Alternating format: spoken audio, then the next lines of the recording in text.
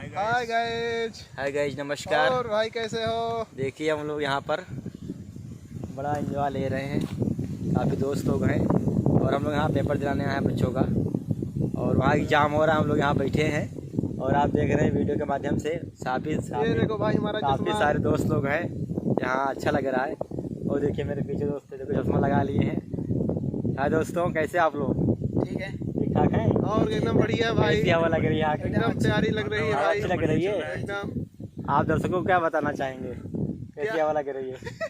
आप लोग भी बैठिए, जैसे मज़ा ले रहे हैं हम लोग। और क्या, देखिए पीछे भी एक लोग आ रहे हैं और यहाँ ठंडी हवा बह रही है और हम लोग यहाँ बैठे हैं। बहुत धूप है बाहर, तो हम लोग सोचे चलो खेत में बैठते हैं और वहाँ की हरियाली थोड़ा देखते हैं। नीचे बैठे हुए हैं हम लोग और खेती उती बढ़िया यहाँ हो रही है। आप देख रहे हैं पूरा गेहूँ का ये खेती है।